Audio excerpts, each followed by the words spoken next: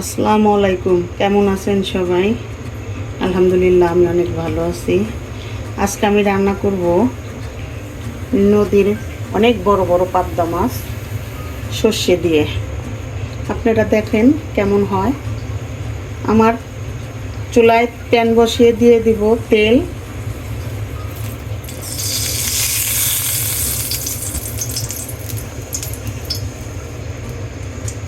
তেল গরম হয়েছে, দিয়ে দিব এখন পেঁয়াজ কুচি,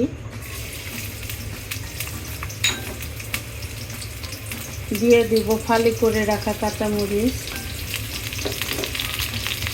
একটু নেড়ে নিব,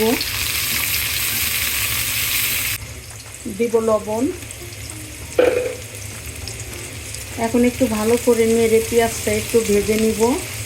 বেটে রাখা সরষাগুলো দিয়ে দিব, একটু নেড়ে নিব।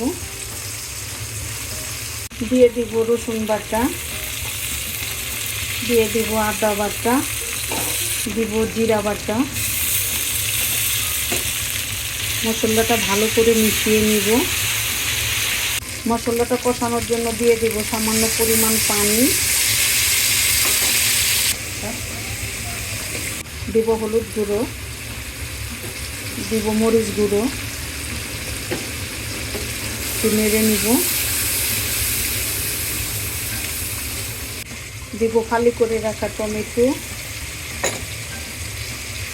আমি টমেটোটা আগেই অ্যাড করি, তার কারণ হচ্ছে পরে দিলে টমেটোটা কেমন যেন থাকে, আস্তে আস্তে আমার ভালো লাগে না, তার জন্য আমি আগেই দিয়ে দিই। এখন আমি 5 মিনিট মশলাটা কষিয়ে রাখবো, দিব ঢেকে। ঢাকুন উঠিয়ে এখন একটু নেড়ে নিব।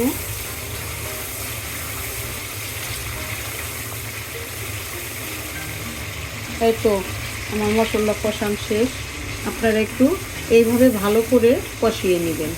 মশলাটা যত কষাবেন ততই কিন্তু রান্নাটা বেশ মজা লাগবে। পাবদা মাছগুলো কিন্তু বেশ বড় সড়ো। এখন আমি একে একে মাছগুলো দিয়ে দিব, সেই বড় মাছগুলা, একদম নদীর তরতাজা মাছ।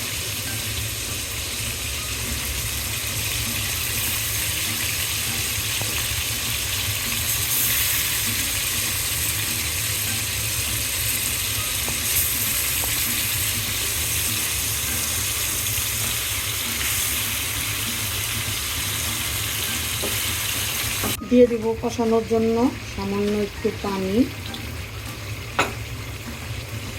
আমি একটু ভালো করে মাছটা কষিয়ে নিব, দিয়ে দিব ঢেকে। এই তো দেখেন অনেক সুন্দর করে মাছটা কষিয়ে নিয়েছি। এখন দিয়ে দিব ঝোল।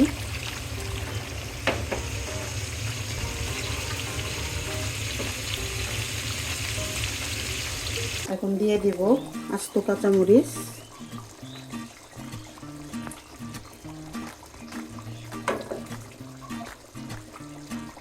দিয়ে দিব ধনিয়া পাতা,